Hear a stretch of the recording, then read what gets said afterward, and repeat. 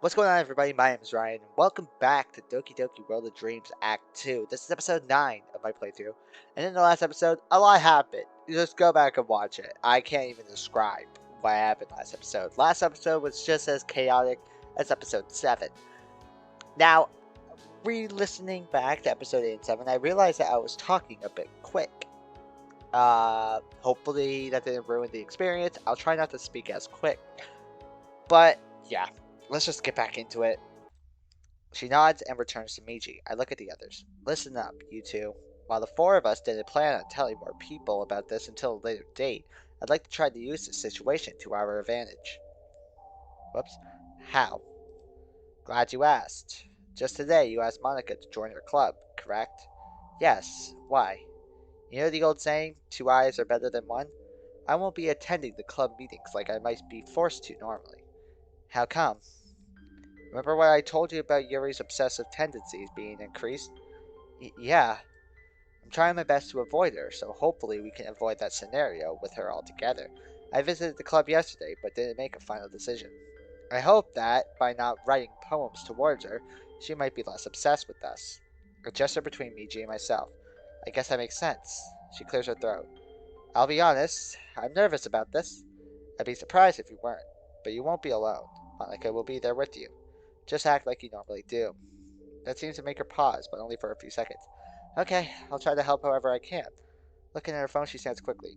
I didn't realize it was so late. I look at the clock on the wall, 7:12 p.m. My parents will start to worry if I'm not back soon. I'm sorry we kept you as long as we did. She shakes her head and smiles reassuringly at me. Don't worry about it. It wasn't your fault. I did just learn the secrets of the universe after all. She chuckles a bit nervously. Yeah, I suppose so. Listen, do you think it would be feasible for you to meet up with us on the way to school tomorrow? So we can go over the plan a bit more. I'll try my best. Here, we shall all exchange numbers. Meiji speaks up, his tone is starting to get a bit nasally, the kind the most sick people get. I take his phone from him and begin naming Mori's number. Ye doesn't move or to do anything, she's just looking out the window now. Kawahashi, your phone. It sounded harsher than I intended. Ye just hands it to me without looking at me. I put Ye's number in Miji's phone, then hand Ye's back to her. She just slips it back into her jacket pocket. I ignore her and escort Mori to the entrance along with Monica. When we get to the entrance, Mori lowers her voice. Listen, try to take it easy on Kawahashi-san, okay? I've heard rumors about her home life that aren't pleasant. To say the least, we know little about that. Believe me. We'll try our best. Thank you, that's all I ask. Come on, I'll escort you out. Monica steps through without incident. Mori hesitates a bit, looking unsure. If something happens again, we're right here. Gulping, she walks through the door. Nothing happens to her, and she breathes a big sigh of relief.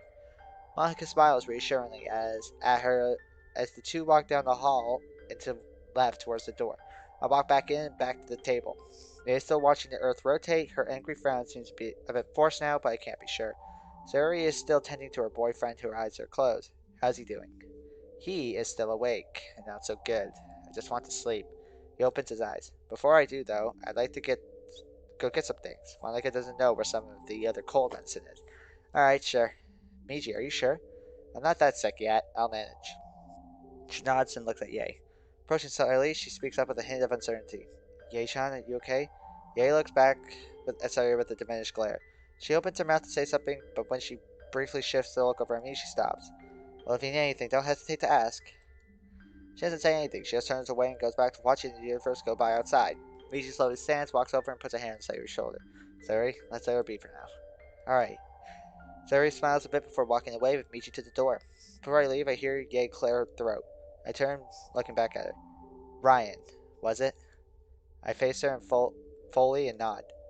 You know, you were really the one who yelled at me those days when we were bullying and abusing Yuri?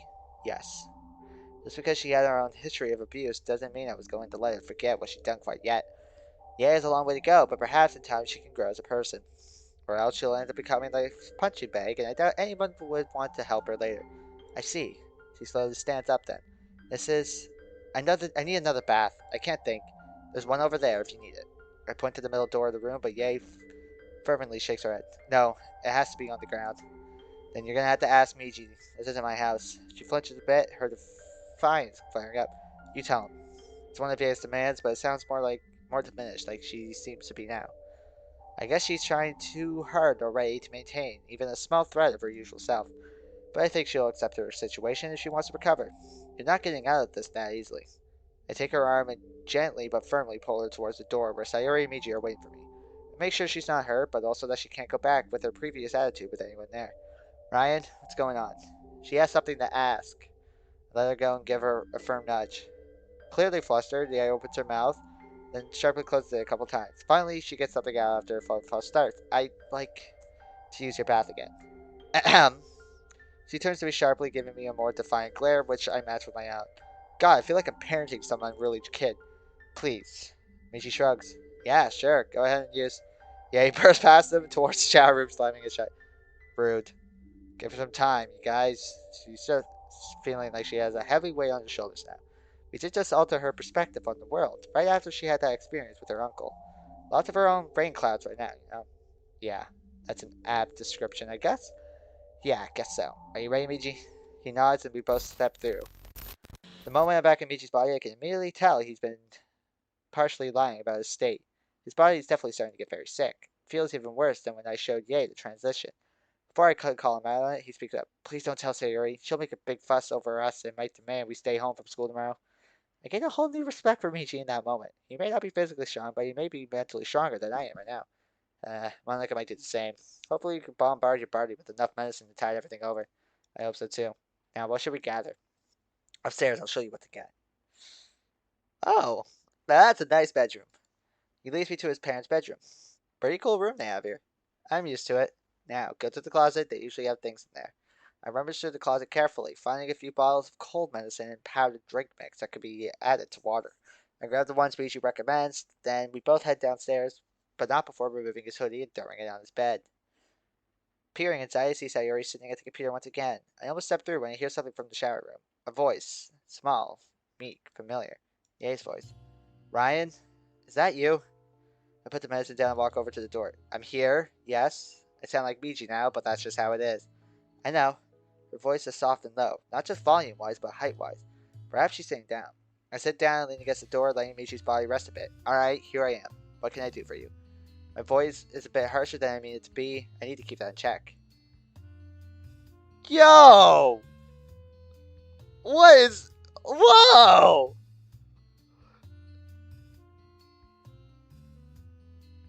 That's what Ye looks like? God damn! This is sick! Ye closed her throat a bit. Listen, about what happened earlier today. In the alley. My anger returns in a torrent, but now it's directed at it again. Yes. I grit my teeth a bit. Do you think he's gonna be alright? How can she be so concerned about it after what it did to her? Does it really matter? After all that monster did to you? Ye's voice catches a bit. It just... Ye, you don't owe that bastard anything. What he did to you is unforgivable. How could she be so concerned? It's more complicated than that. Ye Kawahashi. She stops. I take a deep breath. She doesn't need me to be pissed at her, even though I still am. This is so sick! Half the school is already pissed at her, teachers and principal included.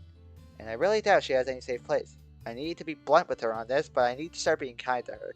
She needs human kindness, at least from someone in here.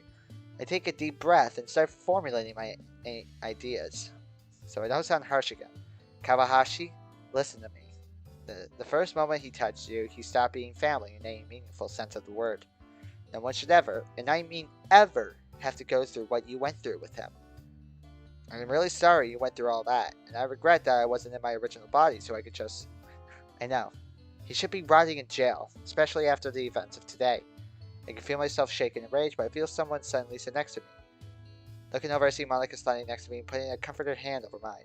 When I face classroom, Sayori is listening now, giving me a thumbs up. I clear my throat. Kawahashi, I know today has been an extremely rough one, not just on you, but Mori and the rest of us. I'm sure Miji will agree with me, but you can stay here tonight. You can't go back to that house. Well, I mean, just stay, alright? You obviously need time in a safe space. And despite how I personally feel about you, this place is safe. None of us will ever let anything happen to you. Monica nods in agreement, as well as Sayori, who's much more empathetic about it. I know at least Sayori would be happy to have you. Yeah, you go silent. Sayori looks a bit nervous now. Sayori, you told us a bit about what happened between you two. Then I hear something I never expected from her. Crying. But I'm glad that she starts crying. That's a way healthier form of decompressing, and I'm certain she must have swallowed up lots of tears during our last few years. She, all this time, I've been blaming her. All this time, I thought it was her fault what happened to me. Now, these new memories. Yae-chan? Yae gasped a bit. I'm sorry, I didn't know what happened. If you want to blame me. No! No way in hell! It wasn't your fault, Sayori. Before you say anything, Yae, it wasn't yours either. Damn it. I'm no good at comforting people I don't like. Hell, I'm even precarious at comforting people I do like, to be fair. Just stay here. There's a spare bedroom downstairs. It's part bedroom, part office. But the bed is comfortable. Slowly stand up, Monica helping me. How does that sound to you? Yeah, silent for a bit. Okay, thank you.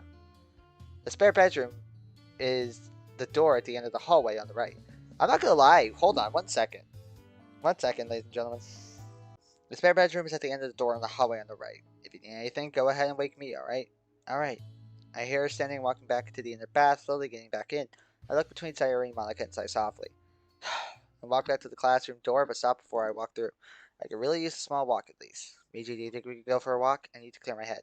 Well, just as long as you don't make me sicker.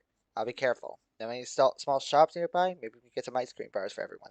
I know a place, yeah, pretty close by too. Got it. Hey guys, do you mind if I go for a walk? Ryan, are you sure? Michi's still sick. Plus, it's still raining out there, you know? I need time to myself to unwind. Or as much to myself as I can get right now. I hope you understand. It's not that we don't. We're worried about you two. Took the words right out of my mouth, Sayori. Can you promise me you won't do anything too strenuous? How far away is this shop of yours? About 15 minutes or so. The place I'll be going isn't that far away. If something comes up, I'll shoot you a text. I promise. You better. Smiling, I put a reassuring hand on her shoulder. I'll be back in a while. So saying, I turn and head down the hall. I head out into the rainy night. I put a mask over my face and, after making sure I'm dressed warmly and securely, grab an umbrella and head out. Major begins directing me. We head down the street that leads towards the mall.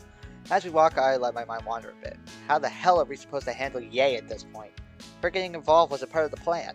I know she's a good actress when she needs to be, but how much of what she told me earlier was an act? Theory might know her better than me. And then there's Monica. She terrified me today. I really hope she's alright. 1 yen for your thoughts? She's intrusive questions having back to reality. I was just reflecting on the day's events. Honestly, same. 1 yen for your thoughts. Why did that get me? I know that's not supposed to be funny, but it got me it's funny. Honestly, same. Holy hell, man. Today was all sorts of fucked up. You're preaching to the choir. I was there, dude. Yeah, I know. You're just hoping that things don't get worse as the week goes on. Hey, don't go triggering death flags. Right, sorry. But I definitely agree with you. I'm not sure how much more I can handle events like this. As long as we're together, I know we can handle it. Look at you, all smooth and cool. Here I thought you were an otaku. Otaku can be cool, thank you very much. I feel my mood starting to lighten as I laugh a bit. Thanks, man. What for? Cheering me up, even if a little. Right back at you then, dude. Take a right here, by the way. Right. Oh, shit. We turn down onto a street new to me. It looks like it has a few shops and residences mixed in on either side. A few people are still out and about, most going home. I even see some uniforms from Secure Academy hanging down the street as well. Right at the start of the street, I see a convenience store. Is this it? Yes, indeed. They have ice cream here? Last time I was here, they did. I thought they got rid of it. Got it. Here we go. I walk in. The place has a few customers in the store and a cashier nearby. If this is all like custom art made for this is amazing. It's another convenience store for the most part. I begin slowly walking up and down the aisles, looking at the varied selections all around. As I make a pass near the register, the smell of fried chicken and the food warmers tickles my nose as I grin. Oh, really? Oh, that's right. You hate that. Damn right I do. You do realize I'm gonna get some from here eventually, right? Yeah. Right behind I hear the door to the shop open. Thinking nothing of it, I continue walking up and down until we come to the medicine portion of the store. I pause and kneel to get a better look. Do you want to get anything here that might help you cold? We have plenty of pills and stuff back home. I mean, I figured, but is there anything here that you might want that you don't have? Look over everything for me? For sure. Thanks. I slowly begin looking over the selection dedicated to the cold and flu medicines when I hear someone walking up next to me and kneeling next to me. Well, isn't this a surprise? Oh!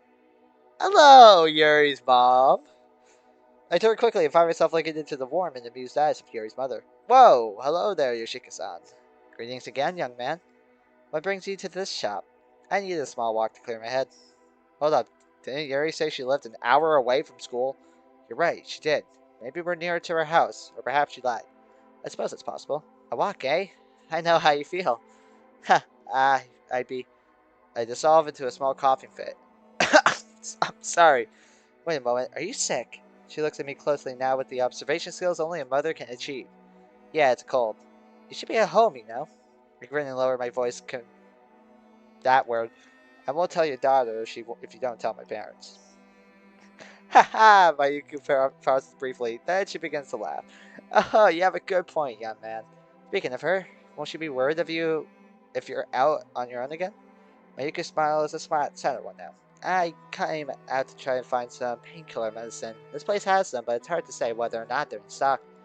Oh, thank goodness. Reaching out, she grabs a small white pill bottle. The last one in stock. Lucky. Oh, Jesus. She begins coughing herself and moves closer to try to help steady her. Thank you, young man. The two of us stand up slowly so she doesn't get too dizzy. Perhaps I should get a sports drink too. I am feeling a little parched. Chisu-san, would you accompany me for that? Of course. Oh, this is so sweet. I like this. We head into the next aisle and only see soup cans. My apologies, not this one. Mayuki is looking a bit paler than before as she heads to the drink cooler. Grabbing a blueberry flavored energy aid, she begins heading to the cashier. Suddenly she stumbles a bit. I manage to catch her. Whoa there! Is everything alright? Is there a place where this woman could sit for a bit? She's in no condition to walk in the rain right now. Of course, in the back. The cashier leads us towards the back. Should I call an ambulance? No, I just need a few minutes to collect myself, then I should be fine. If you need any water, we have paper cups and a water fountain. Thanks, man. Cashier nods and heads back out into the main store. I don't know what it is, but like seeing random citizens be nice and helpful towards people, it warms my heart. It really does. I take a seat across from Mayuko and take off my coat to drape over her. Jesus-san. It's alright. It's plenty warm back here. Well, thank you, young man. That's very sweet of you. She lays her head down and on her crossed arms, closing her eyes. Shouldn't we call your daughter, ma'am? No reply. She must be asleep. Sounding I pull out Michi's phone, flipping it open, I dial Monica. Ring, Ryan? What the hell? Was Monica waiting near her cell? Is everything okay? Yes, everything's alright. I just ran into Yuri's mom, is all. You did? She sounds worried now. Hold your horses there. I just called to let you guys know I might be back a little later than I thought. How come? I briefly explained what just happened. On the other end, there's silence when I finish. Are you planning on taking her home? She sounds nervous now. Well, I was going to call Yuri and ask for her to come get her mom. Then I realized I don't have her number. I do. I could give it to you and... No, that'd be too suspicious. Oh, still. Monica, is that right? Yeah, it is. He ran into Yuri's mom. Oh, what's happening? Monica relays a message to Sayuri quickly. Oh, okay. Can I talk to him? Sure. I hear a bit of scruffle, then Sayuri's voice comes clear. Ryan? Hey, Sayuri. I heard about what happened. Is Miji okay with this? He hasn't said anything about it, let me ask. Honestly, I don't really mind. You sure? Yeah, I just hope we don't run into Yuri. Well, we probably will, but at this point it's unavoidable. I hate leaving her here. True, I feel the same way. So that's a yes then? Yes, but please be careful. I will. Ryan? Michi says it's okay as long as I'm careful, and I will be. Okay, you better keep that promise, you hear? Or I'll be very upset. Smile a little. I'll do my best, I promise. Good. Now here's Monica back. Ryan? Hey, Monica. I'm gonna say the same thing Sayuri just said. Please be careful. I will. Love you. See you soon, okay? Right back at you. See you soon. Bye. Bye. We both hang up. I go back out into the store. Cashier sees me and walks over to me. She okay? Yeah, she's just resting for a bit. Do you guys carry some hot water and tea bags? I want to make her some. Oh yes, we do. Over by the coffee machines. Don't worry about the cost. It's on the house for her. Much appreciated. Thanks. I bow and head over to the coffee machines. After finding a small paper cup, I fill it with hot water, then dip a tea bag into it. Carry it back to where Mayuko is. She's still asleep when I walk in. I approach her and set down the cup. Oh wait, I just feared. What if her mom dies here? Oh no. I wait for her to wake and decide to pass the time by reading a magazine I find back there. 10 minutes. 20. Half an hour passes until she wakes. What's this? Startled by her sudden words, I put the magazine down and see that she's staring at the cup near her. Tea. It's probably a bit cold now, though. Haha, you and Yuri both think tea helped fix a lot of things. I frowned. I didn't mean to presume anything. Relax, young man. Tea actually sounds really good right now. He takes in sips. It's still warm enough, thank you. I smile. You're welcome. She silently sips at the tea and soon is finished. It really helped. Thank you once again. She stands but stumbles forward. Quickly I stand and catch her. Thank you. She gives me a grateful smile. Of course. Although, what is it? Are you okay to go home on your own? My home is only a 15-minute walk away from here. I should be fine. I don't want to keep you up late. Aren't you sick? I'd feel bad if I let you go home on your own in the storm. Plus, I'm sure your daughter would kill me. Haha, she's not that violent. Sorry, it's just an expression. I'm an English tutor, trust me. I've heard that. But if you're insisting, then I'll gladly accept. Are you well enough to walk now? I am. Then let's get you home. She nods, then begins handing me my coat, but I stop her. Keep a hold of that until you get back home. She shakes her head. You don't need to worry about me, just take it. I smile, knowing better than to argue with a mother. I take it gratefully, put it on, then the two of us head back into the store. After she pays for her medication, at her insistence, we begin walking towards her place. We both remain silent for a little while. 10 minutes pass while the two of us walk. Finally, she asks me a question. Mrs. Chizu, what do you think of Yuri? I frown. She's a nice girl. Oh crap. I realized I responded English. No! No! Dude! Damn it, I'm terrible at catching myself. So you do speak English. I sigh and slowly nod. Please don't tell anyone else. I'd rather people not know. Why not? It's, well... She smiles slightly. Say no more. I can see it's something you don't want to talk about. But can you answer my question? What do I think of your daughter? I look up at the sky a bit and think. I think she's a very hard-working and serious young woman. She's definitely intelligent, but... Forgive me for interrupting, but that wasn't what I asked. What do you think of her? I only asked because I noticed how she was looking at you yesterday. I feel my face go cold. She did. Mayuki looking ahead on the road. Suddenly she stops and turns to me. Listen, can I tell you something? A bit taken back by the serious tone in her voice, all I can do is nod. She nods, then turns and continues walking down the street. I follow after her. I'm worried about her, Meiji. I look at her more closely. She's holding her umbrella with both hands, with a concerned expression on her face. In that moment, I see a very concerned mother thinking only about her child. I'm worried about what will become of her when I'm gone. Those are the words of someone resigned to death.